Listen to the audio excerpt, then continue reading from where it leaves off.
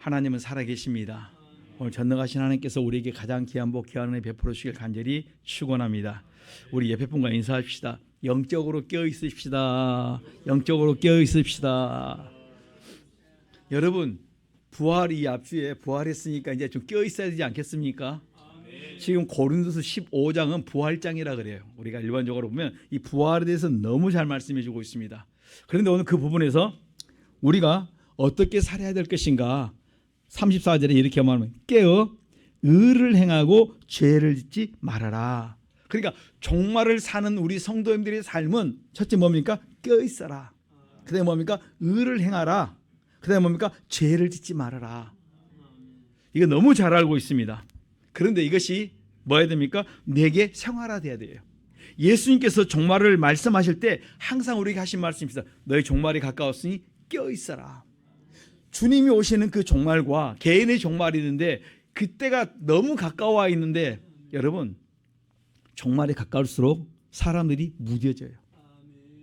영적으로 무뎌지고 그다음에 마치 이제는 우리 주님이 안 오실 것처럼 그렇게 살아가게 만들어 놓습니다. 사단이 그렇게 우리로 하여금 혼미케 만들어 놔요. 그래서 우리 성도님들이 다시 부탁드릴 수 있는 것은 깨어 있어라. 하나님 우리에게 종말을 사는 우리에게 말씀하신 것이 너희들이 깨어 있어야 된다. 여러분, 깨어 있는 게 뭘로 깨어 있습니까? 누가복음 21장 36절에 보면 기도로 깨어 있어라. 여러분, 깨어 있는 게 기도입니다. 내가 기도하고 있으면 깨어 있는 삶을 살고 있는 것입니다. 혹시 기도를 쉬고 계신 분이 계십니까? 우리 기도를 다시 회복하십시오. 왜냐하면 기도가 지금 내가 깨어있는 삶이기 때문에 내가 우리 주님이 오신다 할지라도 아무런 두려움 없이 내가 주님을 맞이할 수 있기 때문에 우리가 기도로 깨어있으셔야 돼요. 누가복음 22장 46절에 보면 시험에 들지 않기 위해서 너희들은 깨어 기도하라 말합니다. 우리가 기도하지 않으면요 사소한 것에 시험 많이 듭니다. 내가 요즘 왜 기분이 나쁘지? 왜 이렇게 막 짜증이 나지? 뭐예요? 내가 기도 안 해서, 기도가 안 돼서 그냥 넘어지고 있는 상태예요. 내가 아무것도 아닌 일에 신경질이 나고 짜증이 나고 막 이런저런 틱틱 부딪히고 온 것이 뭐예요? 내가 기도가 안 되니까 시험 들어갖고 자꾸 그런 일을 해요. 그래서 우리 성도님들이 뭐 하시자고요? 기도를 회복하셔야 됩니다.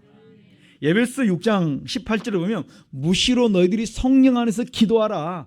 매 순간순간 무시로 그냥 잠에서 뭡니까? 말씀 붙들고 또 그 다음에 기도하면서 이렇게 주무시라는 거예요. 그러면 내 영이 살아나요. 그래서 우리가 주야로 어때요? 우리가 묵상하는 우리 성도님들의 삶이 되셔야 됩니다. 그래서 성경이 이렇게 말하면 마가복음 9장 29절에 기도 외에는 이런 유가 나갈 수 없다. 여러분들이 기도 안 하면 안 됩니다. 기도밖에 길이 없다 이렇게 말씀했습니다. 마지막 말세를 살아가는 우리 성도님들은 뭐 해야 되면 기도해야 됩니다. 여러분들이 잘 되고 안 되고는 무슨 차이냐면 기도의 차이예요. 내가 기도가 많이 되고 기도가 양이 쌓이면 하나님이 그냥 여러 때가 되면 열어주십니다. 거기에는 뭐가 없어요? 재앙이 없어요.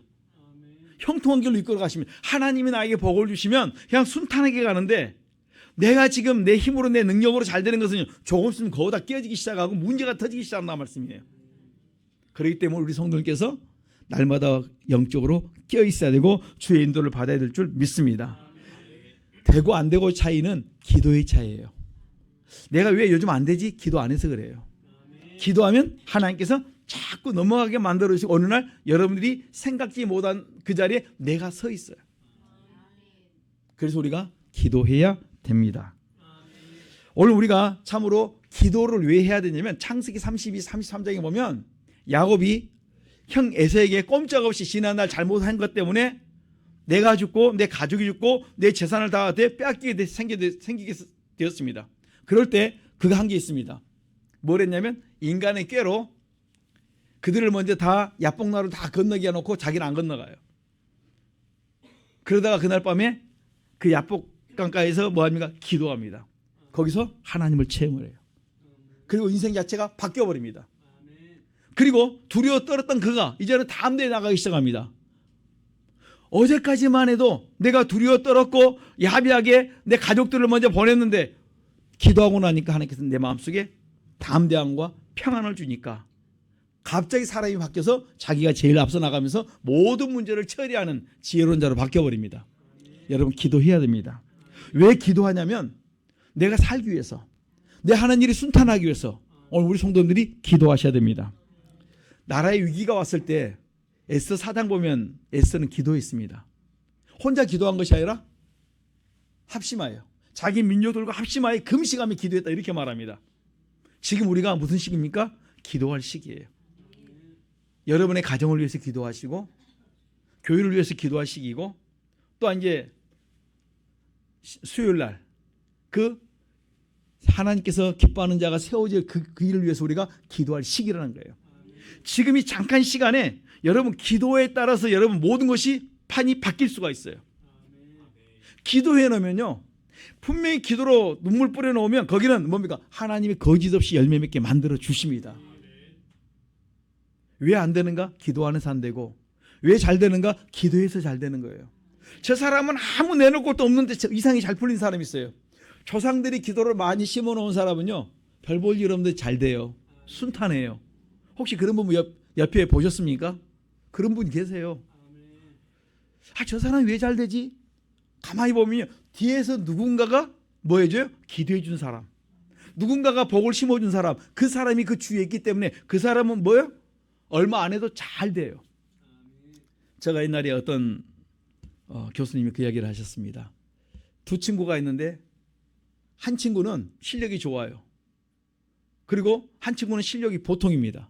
그런데 이상하게 실력이 좋은 그 학교를 졸업하고 난 다음에 그 다음에 사회생활 나가서 이렇게 사업을 하는데 실력이 좋은 친구 거기에 사람들이 많이 몰려왔는데 거기 안 오고 실력이 보통인데 그 사람에게 너무 많은 사람들이 몰려온다는 거예요. 실력이 좋은 사람은 1,000만 원짜리 하나 공사를 달라 그래도 엄청 힘든데 실력이 보통인 그 사람은 뭐냐면 1,000만 원짜리 웬만하면 걸러서 받아요. 그래서 왜 그런가 싶어서 가서 봤더니 한쪽은 기도하는 집이고 한쪽은 기도하지 않고 그냥 자기가 살아가는 사람이에요. 그걸 보고 간증을 하시더라고요. 여러분 그 집안에 이상하게 잘 되는 사람들이 있습니다. 어떤 그 청년이 수학 공식을 만화책처럼, 여러분 만화책은 고민해 봅니까? 집중해 봅니까? 술술술 넘깁니까? 그거는 만화책이 너무 쉬운 게 재밌는 뭐냐? 그냥 안 읽어도 돼. 넘기는 거예요. 그런데 수학 공식을 술술술 넘겨요. 그냥 즐겨요. 그래서 그 뒤를 봤더니 그 집안 그 사람만 빼놓고 주변에 다 기도하는 사람이에요.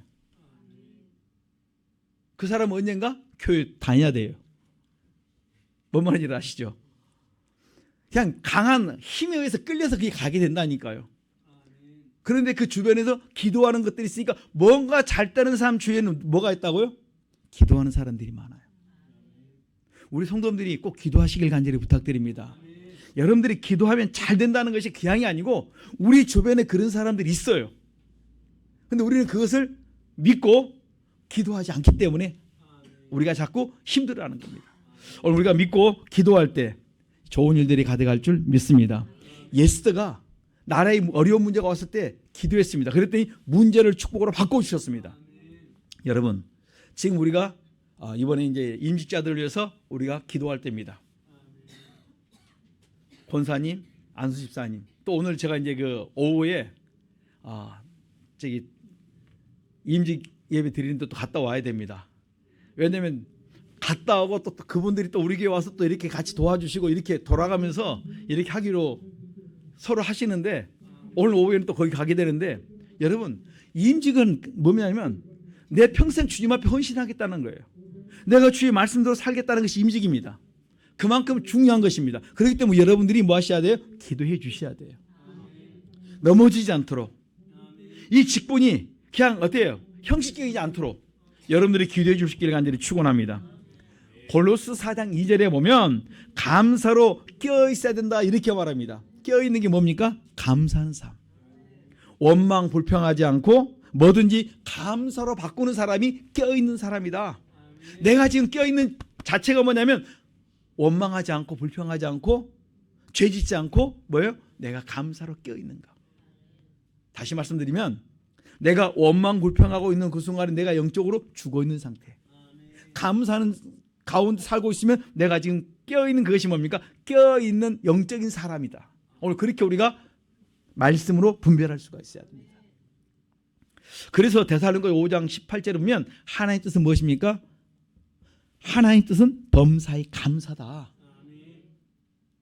데살로니가전서 4장 3절에 보면 하나님의 뜻은 뭡니까? 거룩이다 그랬어요. 그러니까 감사와 거룩이 같아요. 하나님의 뜻이 뭐냐면 감사하는 사람이 거룩한 삶을 사는 것이다, 이렇게 말씀하는 거예요. 오늘 우리가 이 감사하는 것이 개인의 삶이 아니고 거룩한 자의 삶의 열매라니까요. 어떻게 내가 거룩하게 살 수가 있겠습니까?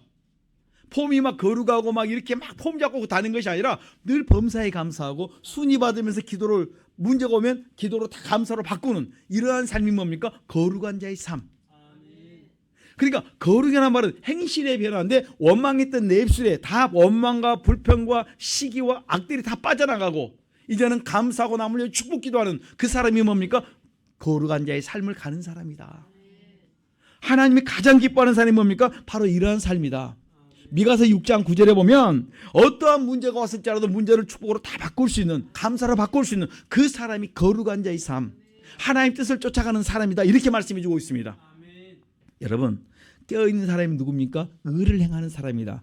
여기 보면 그 34절에 보면 고린도서 15장 34절 깨어 의를 행하고 죄를 짓지 말라. 깨어있는 사람은 의를 행한다. 여러분, 의가 무엇입니까? 첫째, 내가 의인 되는 것은 내가 먼저 의인부터 돼야 됩니다. 로마서 5장 9절에 보면 그리스도의 피로 내가 제사함 받아서 의인 되는 길이과, 내가 이 의를, 여기 보면 의를 행한다는 말씀은 마태복음 6장에 뭐가 나와 있습니까?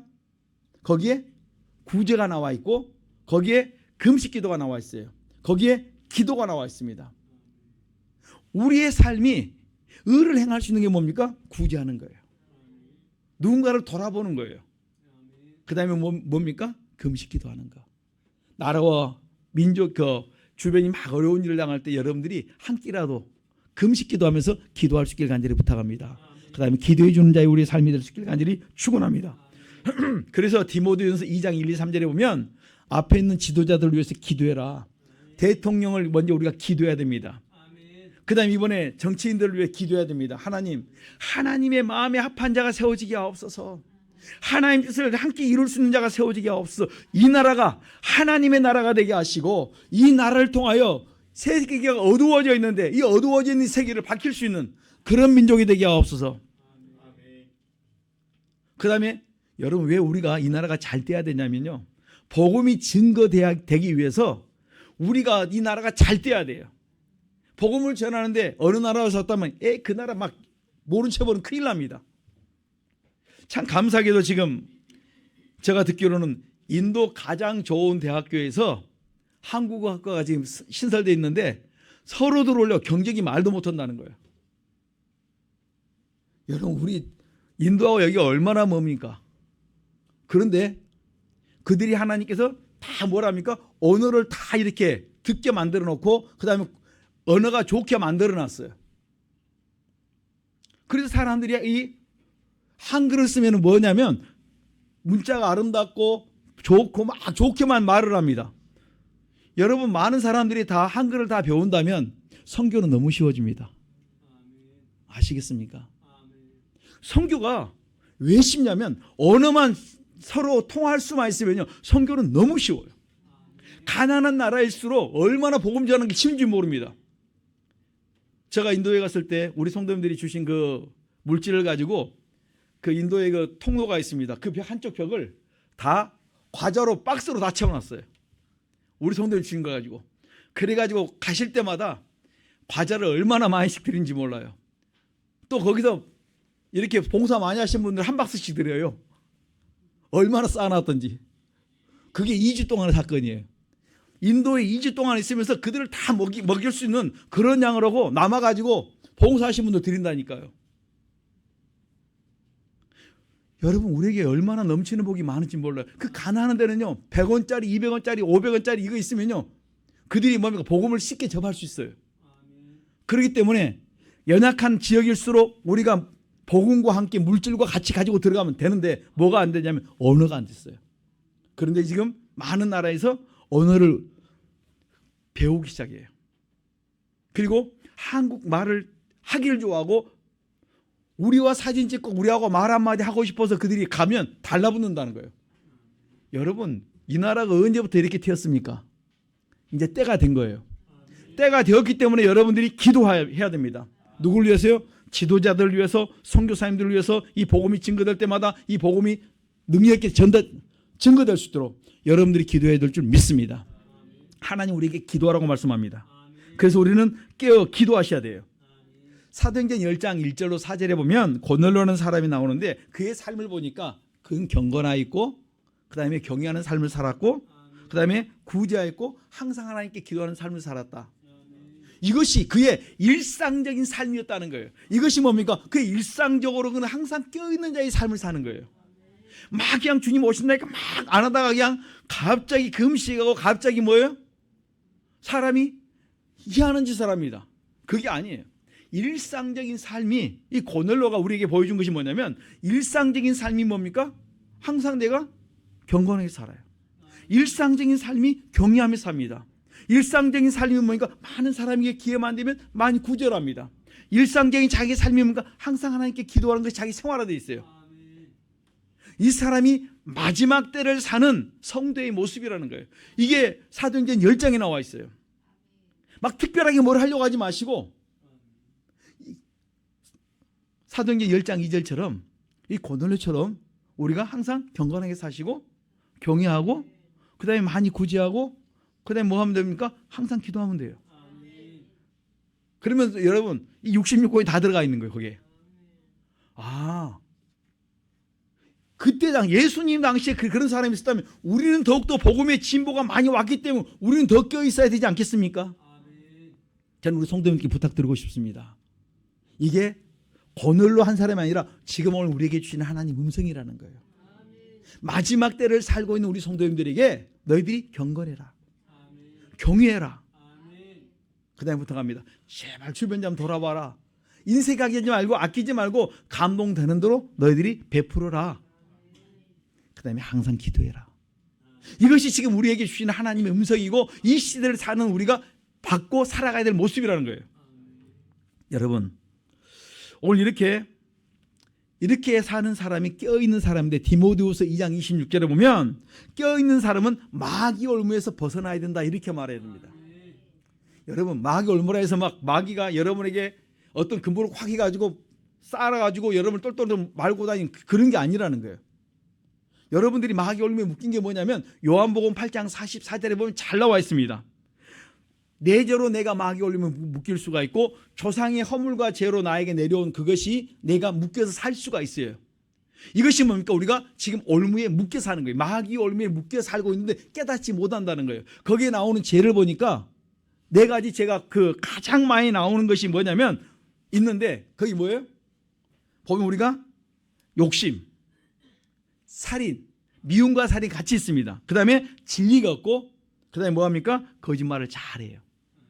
이 네 가지가 특징인데 그것이 우리 가족들 속에 있어요.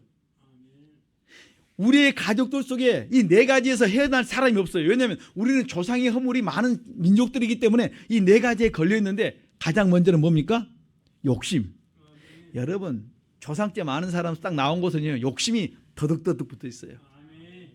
그 욕심이 주체를 못합니다. 그나마 우리는 지금 곳곳에 카메라가 많이 있어가지고 욕심을 덜 부리는지도 모르겠습니다. 중국 보면요 완전히 상상을 뛰어넘습니다. 제가 보니까 그래요. 그런데 여러분 기억하십시오. 욕심이 누구에게 있다면 나한테 있다는 거예요. 그것들을 보면서 내가 회개가 안 되니까 내 속의 욕심은 남을 자꾸 도로 던지며 탓하고 있는 거예요. 실상을 보면 나이에게도 얼마나 많은 욕심이 있는지 몰라요. 욕심 없는 분이 계셨으면 참 좋겠습니다. 여러분 그 욕심을 내가 안 간다고 없어지는 것이 아니라 내 속에 있는 죄를 이 욕심이라는 죄를 그리스도의 피로 씻어내지 않는 한 결단코로 여기서 자유할 수가 없어요. 야고보서 1장 14절 15절에 보면 각 사람이 시험 받는 것은 자기 욕심에 끌려 미혹된다 그랬어요. 욕심에 끌려 미혹돼서 그렇습니다. 15절에 욕심 잉태한 즉 죄를 낳고 죄가 장성한 즉 사망이다. 죄가 장성한 마지막 사망을 낳는데 사망이 끝이에요. 욕심의 마지막은 사망이라는 거예요. 죽음이라는 것입니다. 여러분, 우리 마태복음 26장 27장에 보면 가룟 유다가 그 속에 욕심이 나오니까, 탐심이 나오니까 뭐합니까? 자기 스승이고 주님이신 예수님을 팔아버려요. 그리고 자기는 그 돈 써보지도 못하고 자살해 죽습니다. 그걸 끝나는 거예요. 욕심의 마지막이 뭡니까? 사망이 됐다는 말씀이에요. 여호수아 7장에 보면 아간이라는 사람이 탐내지 말아야 할 걸 탐내고 도둑질했습니다. 그게 뭡니까? 금이고 은이고 진짜 요즘으로 하면 메이커 옷을 그가 도둑질했는데 그걸 잘 숨겨놨습니다. 그런데 써보지 못하고 입어보지 못하고 들통나가지고 그것 때문에 자기와 자기 가족 전체가 아골골짜기에 다 거기서 죽임을 당합니다. 욕심이 마지막은 어디에? 사망으로 갔다, 이렇게 말씀하세요.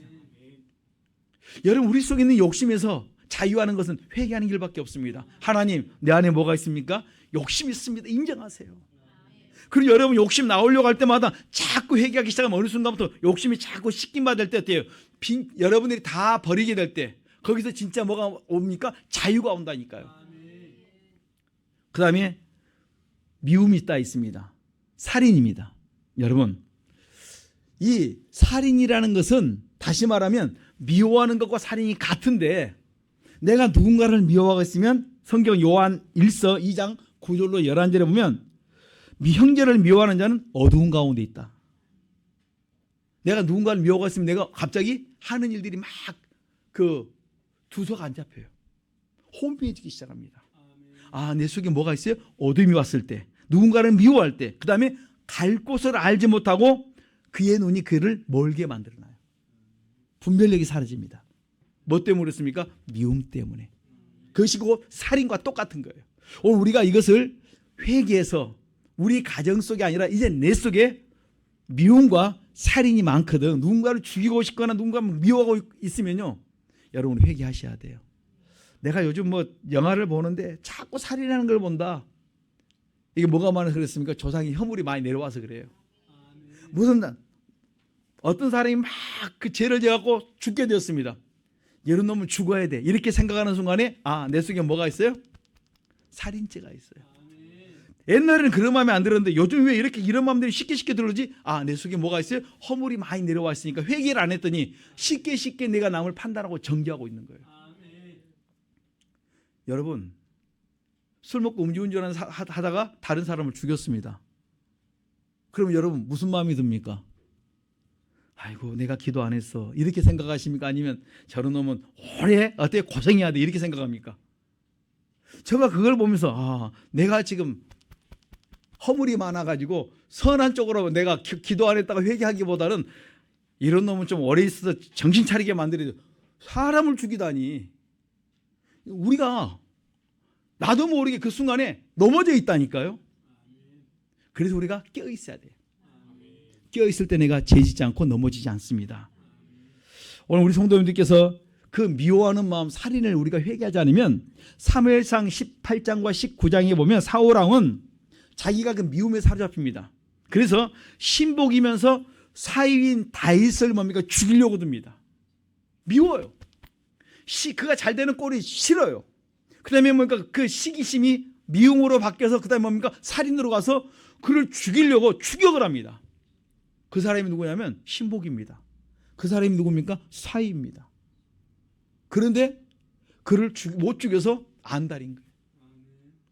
그가 무슨 원수가 졌는데, 그가 자기한테 무슨 죄를 지었는데 아무 상관이 없어요. 그럼에도 불구하고 내 속에 뭐 때문에? 내 속의 죄를 내가 주체 못하니까 내가 가지고 있는 힘과 내게 있는 권력을 가지고 그 아낌없이 죄를 짓습니다. 그 죄를 짓는 데는 주저하지도 않아요. 아끼지도 않습니다.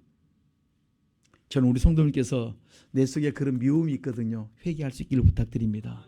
미움이 결국 어디로 갑니까? 살인으로 가요. 창세기 4장에 보면 가인이 자기가 드리는 하나님께 예배는 안 받고 아벨의 제사만 받아요. 속에서 뭐가 나옵니까? 분이. 여러분 씩씩거리는 거 있죠? 막 갑자기 막 그냥 발동기가 막 속에서 못 견디는 거예요. 안색이 변하면 분이 가니까 안색이 막 변하기 시작합니다. 그러다가 기회가 주어지니까 누굴 죽입니까? 사랑하는 동생을 죽여버립니다. 여러분 자기의 그 제사를 드려서 하나님이 받았다는 정도는 아벨이 어떻게 살았다고 생각할 수 있습니까? 경건하게 살았고, 그가 믿음으로 살았는데 그가 죄를 지었겠습니까? 형을 잘 못 섬겼겠습니까? 까닭없이 내 속에 미움이 오니까, 시기심이 나오니까 그냥 죽이는 거예요. 하나님께서 찾습니다. 내 동생 아벨 어디냐 물어보니까 내가 지키는 자입니까? 거짓말합니다. 우리 속에 이렇게 미움이 있으면 그 미움 때문에 나도 모르게 뭡니까? 진짜 미친 짓을 하는데 그 순간까지 거기까지 누가 끌고 갑니까? 사단이 끌고 가버린 거예요. 마귀 올매 우리가 그게 바로 사로잡히는 거예요. 나는 안 하려고 했는데 그냥 뭔가 끌고 가는 거예요. 그게 뭐예요? 내 속에 죄를 회개하지 않으니까 그 죄 뒤에 숨어있는 악한 영이 나를 끌고 바로 그 자리까지 인도해서 뭡니까? 나를 죄짓고 넘어뜨리게 만듭니다. 제가 가끔 기사를 보면 이 기사 속에 뭐가 요즘도 보면 그렇게 말합니다. 자기는 안 하려고 했는데 이상히 자기가 아닌 자기 속에 뭐가 있다는 거예요. 그게요. 인터넷으로 봅니다. 저 사람이 왜 저랬지? 근데 쓰는 것이 황당합니다. 자기는 안 하고 싶었는데 뭔가 끌려가서 했다는 거예요. 그게 자기 속에 뭐가 있어요? 자기 아닌 뭔가 자를 이끌어가는 게 있다는 거예요. 그런데 앞에 있는 조사하는 분이 예수를 믿으면 뭔 줄 알 수가 있는데 예수를 안 믿으니까 이걸 용납을 못하는 거예요. 제가 그걸 보면 그 글을 읽어보면서 이 영적인 세계가 아직까지도 있는데 우리가 교회를 안 다니고 교회를 다닐지라도 내가 영으로 살지 않으면 이것을 분별하지 못하겠구나. 여러분 분별할 수 있길 간절히 부탁드립니다. 그런데 이 사람들이요, 죄를 짓고 난 다음에 양심에 가책이 없다니까요. 죄를 지었으면 미안할 줄 알고 자기가 부끄러워할 줄 알았는데 그게 없어요. 저는 우리 성도님께서 좀 깨어있고 우리 속에 있는 죄를 찾아서 이렇게 계속 회개하되 미움과 살인의 죄를 많이 회개할 수 있기를 간절히 부탁드립니다. 그 다음에 그 속에 요한복음 8장 44절 보니까 진리가 없다. 그 속에 마태복음 13장에 보면 조상의 허물과 죄가 많으면 이 말씀 듣는 시간에 자꾸 막 이상한 생각이 들어와요. 핸드폰도 만지작하고 싶고, 그 다음에 막 메모를 하는데 주보에 옛날에 보면 주보에 성경 말씀 적어놓으신 분들이 많아요. 어쩌다 보면 쓸데없는 말 적어놓은 거 있어요. 왜? 그 시간에 말씀이 안 들어오고 막 그러니까 막 자기 뭐 하고 싶은 것을 갖다가 그림도 그려놓고 막 그럴 때가 있어요. 뭐냐면 말씀이 안 들어와서 그래요. 진리가 없으니까. 영적으로 가면 좋은데 영적이지 못할 때는 내가 그때 끌려왔을 때, 마지못해서 왔을 때 이렇게 할 수 있다는 말씀이에요. 이럴 때는 뭡니까? 딴 생각도 나오고 그 다음에 졸리기도 하고. 여러분 진리가 없으면 얼마나 이 시간 예배 시간 힘든지 모릅니다. 내 속에 악한 영과 내 육과 막 싸우는 시간이에요. 그렇기 때문에 우리 성도님들 모시고 올 때 잘 모시고 오십시오. 하여튼간 이렇게 충분히 예배 드리고 가실 수 있도록 기쁨으로. 근데 예배 시간에 가급적이면 이제 성경을 그 핸드폰으로 보신 분이 있지만은, 근데 이것을 내가 믿으면 안 되면요, 핸드폰 놓고 뭐 찾다가 보면 갑자기 뭐가 띵동 그러면요 갑자기 그를 쫓아가 버려요. 그래서 그 조심하셔야 돼요. 가급적이면 여러분들 성경 가지고 예배 드리십시오. 그래야 그런 시험들이 예배 시간에 누가 띵동 왔어요. 그러면 뭔 일인지 탁 보는 순간에 하나님 앞에 예배 드리다가, 지금 내가 전능하신 하나님 앞에 예배 드리다가 내가 아무것도 아닌 것에 내가 마음을 빼앗기면 그 순간부터 내 마음이 다른 데로 쭉 끌려가 버립니다. 그래서 우리가 예배 시간만큼 뭐 하시자고 음을 다 줄이셔야 돼요. 1시간 여러분 예배 드리는데, 여러분 그 시간 하나님 앞에 드리는데 일주일에서 이 1시간 제대로 못 드리고 있다면 그 내가 지금 어떤 사람이에요? 육적인 사람이다. 그럼 우리 성도님들이 이 시간에 깨어있기를 간절히 축원합니다. 그 다음에 요한복음 8장 44절 보니까 뭘 잘하냐면 거짓말 잘합니다. 거짓말을 그냥 습관하는 사람이 있어요. 말하는데 다 거짓말이야. 뭐가 진실인지를 알지를 못합니다. 이게 조상의 허물과 죄가 내려와 있으면요, 거짓을 말하는데 자기가 거짓말하는지 아닌지 알지도 못해요. 이게 조상죄. 그 귀신들이 그를 사로잡아서 딱 끌고 다닐 때 내가 그 무슨 짓을 하냐면 바로 거짓말을 그냥 밥 먹듯이 해요. 그리고 내 삶 자체도 내가 분별을 못합니다. 왜냐하면 너무 거짓 속에 살고 있기 때문에. 사도행전 5장 3절에 보면 아나니아와 삽비라가 자기 가지고 있는 땅을 팔아서 하나님 앞에 드립니다. 마치 드릴 때 내가 얼마만 드리고 있습니다. 이러면 좋은데 마치 다 드린 것처럼 드렸습니다. 근데 누구는 아십니까? 성령께서 아세요. 성령께서 아시고 그다음에 뭐합니까? 성령을 속인 거라고 말하면서 하나님께서 그 영을 거둬가 버리세요. 여러분, 우리가 거짓말한다는 것이요, 아무것도 아닌 것 같은데 내가 일상적인 삶 속에서는 몰라도 하나님 앞에서 여러분들이 헌신하거나 이것을 생각할 때는 어떻게 엄청 조심해야 됩니다. 내가 지킬 것이면 바르게 하시고, 그렇지 않으면 여러분 영적으로 껴 있으셔야 돼요. 그래서 성경에 보면 너희들이 네 가지 죄 여기에 많이 묶여 있다. 요한복음 8장 44절에 너희 가족들이 이 죄에 가장 많이 묶여 있다. 누구가? 엄마, 아빠, 그 다음에 자녀들, 부모님, 누군가 분별하셔야 돼요. 아, 저 사람이 이 죄가 많이 내려갔네. 이 사람이 이런 죄가 많이 분별해서 그 죄를 찾아서 회개 기도할 때 그게 자꾸 약해져요. 그리고 같이 기도할 때 빨리 없어집니다. 그러므로 여러분들이 마귀에 사로잡힌 자가 아니라 성령에 사로잡히는 성도님들의 삶을 사시기를 간절히 축원합니다. 하나님께 사로잡힌 사람을 보면 베드로후서 2장에 보면 노아가 악한 세대 속에서 경건하게 살았고 의를 전파한다 했습니다. 그 시대가 시집가고 장가고 먹고 마시고 다 하는 그 시대에 이 복음을 전하니까 사람들이 막 놀리고 비웃고 조롱하고 별짓 다 합니다. 그럼에도 불구하고 의를 전파합니다. 히브리서 11장 7절에 보면 뭐라고 말씀하냐면 노아는 아직 보지 못한 일에 경고하심을 받아서 경외함으로 방주를 예비하였어요. 경외함으로 구원의 방주를 예비한 거예요. 아직까지 한 번도 보지 못했던 것, 듣지 못했던 것을 가지고 음성을 듣고 뭡니까? 그냥 그대로 순종하는 겁니다. 어떻게 했냐면 경외함으로 방주를 예비했다고 말하는데, 여러분 오늘 이 시대를 사는 우리에게 그 노아의 그 방주 짓는 것과 똑같은 사건이 뭡니까? 경외하는 삶을 사는 것이 우리가 마치 구원의 방주를 예비하는 것과 똑같다는 말씀이에요. 경외하는 자가 방주를 예비했던 것처럼 우리가 경외하게 살면 하나님이 재앙 많고 환난 많은 이 땅에서 우리를 지키시고 보호하시고 건져주겠다는 것입니다. 여러분 주변에 얼마나 많은 나라들이 재앙을 당하고 있는지 모릅니다. 최근에 어느 나라에서 지진이 났습니다. 상당히 많은 사람이 죽었습니다. 어떤 곳은 전쟁으로, 어떤 곳은 생각지 못한 일도로 이런저런 모양으로 많은 재앙을 당합니다. 여기서 보호받는 길이 딱 하나밖에 없어요. 뭡니까? 경외함으로.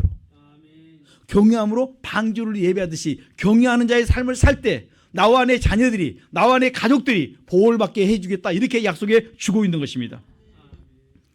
창세기 22장 보면 하나님께서 아브라함에게 말씀하십니다.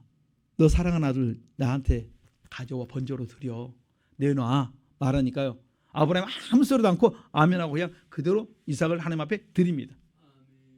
이삭을 잡아 번제로 드리려고 할 때 하나님께서 스톱을 시키시고 말씀합니다. 이제야 내가 나를 경외한 줄 알았다. 그게 뭡니까? 하나님의 마지막 시험 칠 때 그 자를 통과하고 나니까 이제야 내가 나를 경외한 줄 알았고 뭐합니까? 예비한 복들을 주기 시작합니다. 그런데 창세기 24장에 뭡니까? 범사의 복을 줘요. 하는 일마다 술술술 풀려요. 그런데 그 아들 이삭은 그 복을 다 받아요. 아버지가 쌓아놓은 그 복을 그냥 그대로 뭡니까? 다 삼킵니다. 꿀꺽. 여러분 오늘 우리 성도님들이 경외하셔야 됩니다. 하나님 앞에 인정받는 그 자리까지 가셔야 돼요. 그러면 여러분들 인생은요 달라지기 시작하고 여러분 자녀들은 잘 되게 되어 있습니다. 내가 우리 자녀를 뭘 어떻게 해줄까 하지 말고 우리 자녀들 앞에 먼저 내가 바로 설 수 있도록 경외하는 자의 삶을 사셔야 되고, 경외했던 내 삶을 가지고 내 자녀에게 그대로 가르치고 물려주셔야 돼요. 그럼 우리 자녀 걱정 없이 잘 될 줄 믿습니다. 제가 제 통장의 잔고를 보면요 아쉬워요. 언제 저게 날개를 달고 올라갈까. 그런데 내가 줄 수 있는 게 딱 하나 있어요. 경외하는 삶. 내가 물려줄 수 있는 경외다. 내가 하나님 앞에 바로 서갖고 말씀대로 많이 순종해 나가기만 하면 하나님이, 나는 그들에게 물질은 줄 수 없어 뭘 줄 수 있습니까? 하나님이 축복권을 물려줄 수가 있을 것 같아요. 그렇다면 여러분들도 마찬가지예요. 제가 우리 성도들 볼 때 여러분들이 여러분 자녀에게 한 50억 100억 정도 줘도요 우리 자녀들이 잘 관리하면 다행인데 관리 못하면요 한순간이 없어져요. 제가 이렇게 보면서 이렇게 인터넷을 켜면 갑자기 이제 뉴스를 쭉 한번 봅니다. 어떤 중요한 내용들이 있는가. 그런데 순천에서 여러분 보셨습니까? 순천에서 한 집에 복권이 한 그 복권 파는 그곳에서 5장이 나왔다는 거예요. 5개가. 한 사람이 하면 줄줄 긁은 것 같아요. 계산하니까 70억인가 80억 나와요. 그럼 이제 세금 빼고 나면 어느 정도 나오겠지만요. 여러분 그거 가져도 그 사람은요 이제 도망가야 돼. 잠적해야 됩니다. 언제 추적할지 모릅니다. 그 돈 받긴 받았는데 내 좋았던 관계 다 하고 아브라함 돼야 돼요. 갈대아 우르를 따르는 것처럼 순천을 떠나서 어디로 가 있어야 돼요. 제가 보면서 야 복권돼도 우리는 문제다. 안 그러겠습니까? 되긴 나 도망가더라도 하는 좀 받았으면 좋겠다는 분은 계실 것 같아요. 그런데 막상 타보면 제가 그분들을 또 그 받은 사람들 일기를 봤어요. 내가 옛날에 좋았다는 사람들이 많고 그게 1, 2년 안에 다 탕진해요. 이런저런 모양들을 봤는데 만족이 없어요.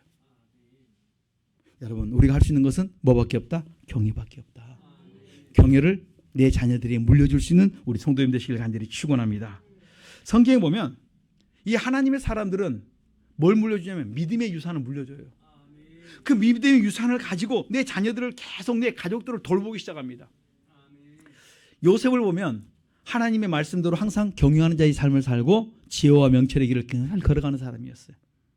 그런데 진짜 그 길까지 오기까지 자기는 산지수는 다 겪고 왔는데 여러분 자기 형님들이 그 원수 같은 그 형님들이 원수가 멀리지 않아요. 보면 가장 가까이 있어요. 누가 원수예요? 부모와 자식 간에 형제 간에 원수가 많아요. 그 다음에 친척 간에 가장 가까운 사람들이 원수지간이 얼마나 많은지 몰라요. 법정에 가면 부모와 자식 간에 재산 때문에 싸우는 사람 허다히 많습니다. 형제 간에 다투는 사람 많이 있습니다. 이것이 결코 여러분의 속을 편안하게 하는 게 아니라는 거예요. 하나님의 말씀이 항상 경유할 때 내가 너희 모든 복을 내가 너에게 복을 주겠다. 여러분 우리 참 이 말씀을 믿고 가십시다. 저를 믿지 말고 66권에 기록한 전능하신 하나님의 말씀을 믿고 여러분들이 경외하십시오. 그러면 말씀대로 하나님 여러분을 축복하시고 복되게 만들어 주실 줄 믿습니다. 그런데 그 형제들을 보니까요. 이 형제들이 어떤 사람입니까? 원수 같은 놈들 아닙니까? 진짜 죽이고 싶도록 미운 사람들이에요. 그런데 하나님께서 그 마음에 감동을 줍니다. 용서해라. 너가 했냐? 하나님이 그들을 통해서 너를 이곳에 보내서 너가 이 자리까지 오지 않았느냐? 감사하고 용서하라는 거예요. 용서합니다. 여러분 우리 속에 혹시 미운 사람 있습니까? 좀 용서하십시다. 우리 옆에 분과 좀 인사하십시다. 다 푸십시다. 다 용서하십시다. 다 푸시고 용서하십시다. 혹시 가족끼리 그런 것 있으면요 빨리 푸십시다. 좀 시간이 걸릴 수 있습니다. 왜냐하면 집안 식구가 원수니까. 그냥 이웃하고는 빨리 풀 수 있는데 이 원수 관계는요 끈적끈적거리면서 얼마나 욕 풀고 안 만나면 돼요. 이웃들은. 근데 가족끼리는요 이런저런 이유 때문에 자꾸 만나야 되고 드려야 됩니다. 왜 우리가 해야 되냐면 용서는 나를 위해서 그리스도 앞에서 한 것이다 이렇게 말합니다. 사단에게 속지 않기 위해서 우리는 용서한다 이렇게 말씀합니다. 오늘 우리 성도님들이 마음속에 묶여있는 것 있으면 용서해서 오늘 여러분들 이 시간 이후로 경외하며 편안한 삶, 형통한 삶 살 수 있기를 간절히 축원합니다. 욥기 1장 22절에 보면 하나님께 사로잡힌 사람들의 특징을 보니까 뭐하냐면 원망불평할 상황에서 원망불평하지 않습니다. 다 뭐합니까? 입술을 절제해요. 경건하게 삽니다. 입 말로 넘어지질 않습니다. 원망불평한 상황이 되었음에도 불구하고 원망불평을 안 해요. 그냥 하나님을 그대로 인정하고 수은이 받아요. 이게 믿음의 사람의 길이라니까요. 그렇다면 나는 이 길을 따라가야 돼요. 누구 사람을 보고 따라가는 것이 아니라 말씀 속에 기록된 그들의 일을 바라보면서 따라가는 거예요. 고린도서 11장에 보면 사도 바울은 하나님께 사로잡힌 바 되니까 죽음을 두려워하지 않고 복음을 위하여 자기의 생명을 내놓습니다. 여러분 우리가 바울처럼은 못해도 여러분 우리 제발 부탁드립니다. 우리 주변에 있는 사람들 향해서 여러분 지갑을 좀 열어서 좀 섬기십시다. 내가 전도하려면요 뭐 하셔야 돼요? 지갑을 열어야 돼요. 뭐가 가야 됩니까? 돈이 가야 돼요. 그래야 거기에 한 사람이라도 전도할 기회가 열리는 것입니다. 꼭 우리 성도님들 우리 말만 하지 말고 뭐 하시자고요? 지갑을 열어서 좀 같이 나눌 수 있기를 간절히 부탁합니다. 하나님께 사로잡힌 사람들은 한마디로 말하면 감사하는 사람이다. 여러분 우리가 하나님께 사로잡히려면요 감사하셔야 돼요. 그렇지 않으면 원망불평하면 어느 순간에 내 영이 죽습니다. 하나님께 사로잡히려면 우리가 그러니까 뭐 해야 되냐면 로마서 14장 18절 그리스도를 섬기셔야 돼요. 4단계 회개하셔야 돼요. 그리스도의 피로 날마다 내 죄를 4단계로 씻어내야 됩니다.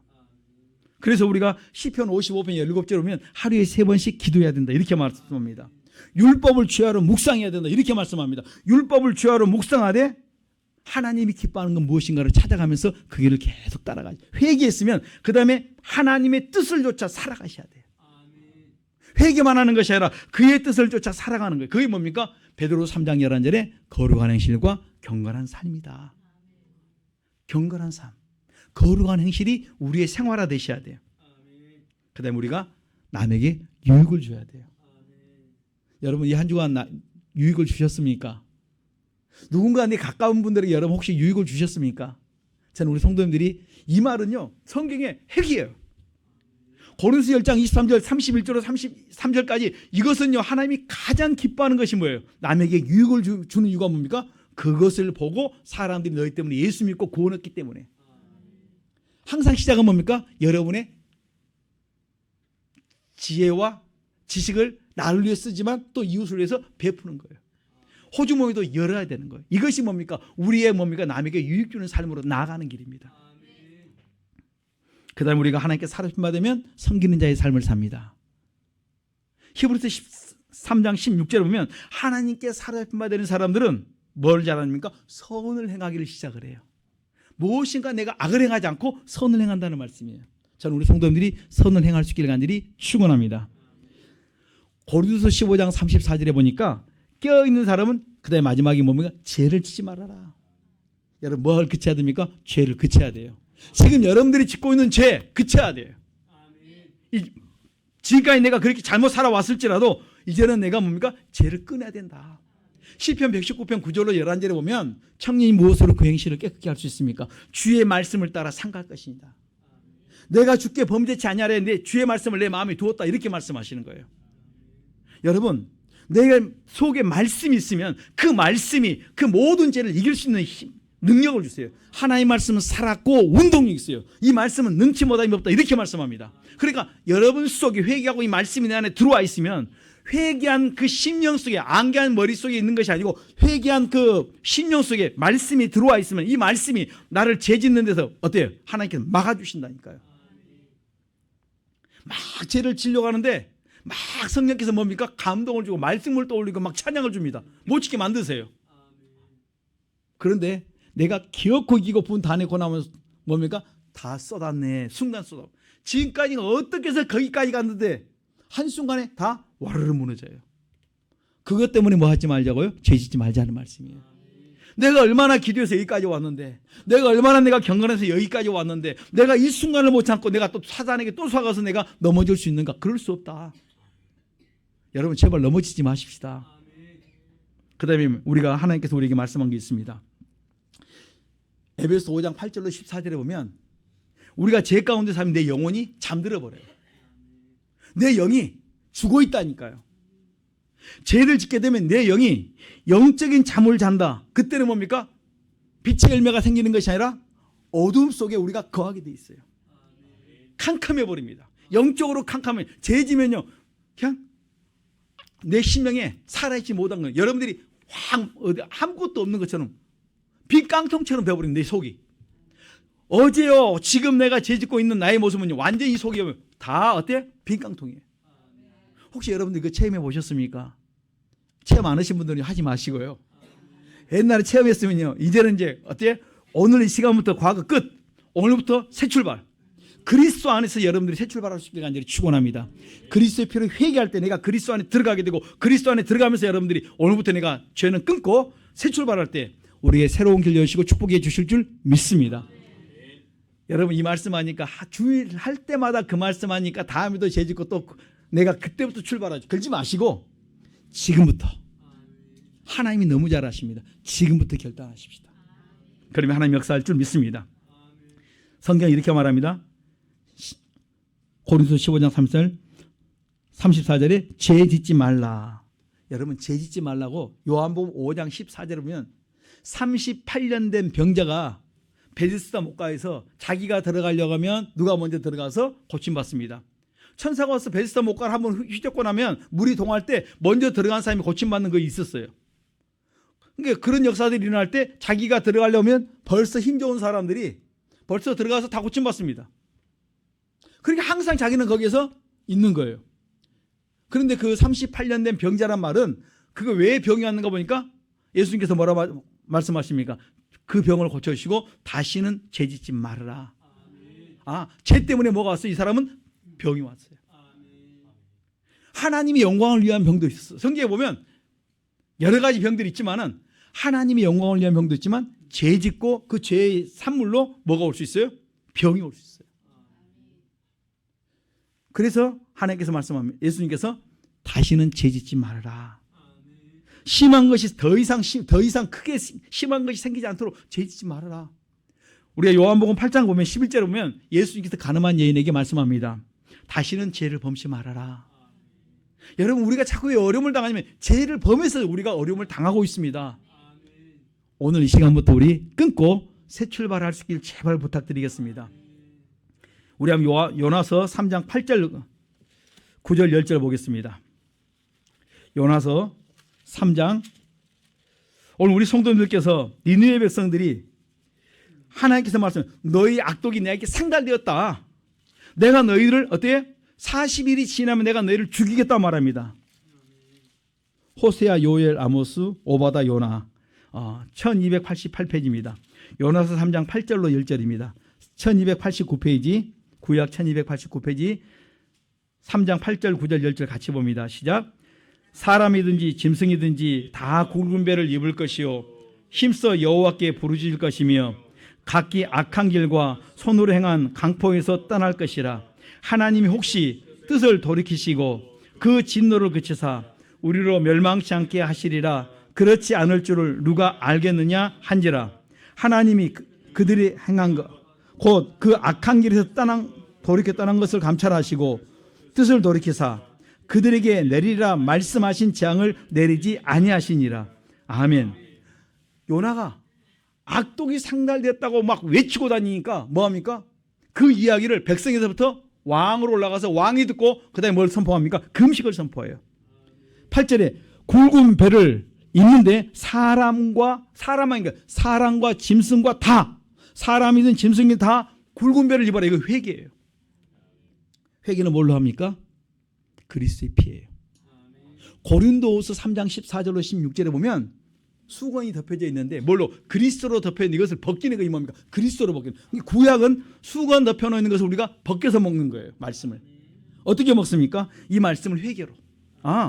굵은 배를 입는 것은 이들이 회개인데 그 회개는 그리스도의 피다. 그리스도의 보배로운 피가 그들 속에 흐를 때 그들은 그 피에 흐르는 그 속을 통과한다는 말씀이에요. 그래서 다 굵은 배를 입고 힘써 여호와께 부르짖으며 그다음에 말합니다. 각기 악한 길과 손으로 행한 강포에서 떠나라. 죄에서 떠나라. 이제는 그만 죄를 짓고 수도해라. 이제부터 새 출발해라. 이 말씀이에요. 하나님이 혹시 하나님이 40일 뒤에 우리에게 멸망시켰는데 하나님이 혹시 이렇게 하면 하나님이 혹시 뜻을 돌이키시고 그 진노를 그치사 우리로 멸망치 않게 하시리라. 그렇지 않을 줄 누가 알겠느냐. 10절에 이렇게 말하면 하나님이 그들이 행한 것 곧 그 악한 길에서 돌이켜 떠난 것을 감찰하세요. 지금 우리에게 뭡니까? 감찰했다 있어요. 하나님 지금 다 보신다 이렇게 말씀하세요. 나도 보시고 여러분도 보시고 여러분의 가정도 보시고 여러분의 속도 보신다 이렇게 말씀하세요. 그리고 난 다음에 내가 그대로 행하겠다 갚아주겠다 이렇게 말씀합니다. 감찰하시고 돌이키사 뜻을 돌이키사 그들에게 내리라 말씀하신 재앙을 내리지 아니하리라. 이들이 어디를 통과했습니까? 그리스도의 피, 그 그리스도의 보혈 속으로 지나가는 거예요. 그 죄를 다 씻고 그리스도의 피가 흐를 때 이 보혈이 그들을 살리는 거예요. 우리 한번 보혈을 지나지 찬양하면 찬양하십시다.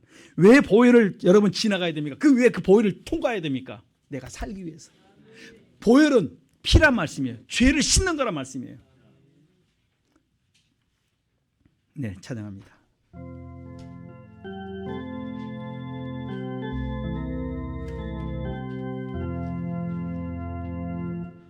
보혈을 지나 하나님 품으로 보혈을 보혈을 지나 아버지 품으로 보혈을 지나 하나님 품으로 한 걸음씩 나아가 보혈을 지나 보혈을 지나 하나님 품으로 보혈을 지나 아버지 품으로 보혈을 지나 하나님 품으로 한 걸음씩 나가네. 정귀한 주 보혈이 내 영을 새롭게 하시네. 정귀한 주 보혈이 내 영을 새롭게 하네. 보혈을 지나 한 번 더 합니다. 보혈을 지나 하나님 품으로 보혈을 지나 아버지 품으로 보혈을 지나 하나님 품으로 한 걸음씩 나가. 보혈을 지나 보혈을 지나 하나님 품으로 보혈을 지나 아버지 품으로 보혈을 지나 하나님 품으로 한 걸음씩 나가네. 정귀한 주 보혈이 내 영을 새롭게 하시네. 정귀한 주 보혈이 내 영을 새롭게 정귀한 주 보혈이 정귀한 주 보혈이 내 영을 새롭게 하시네.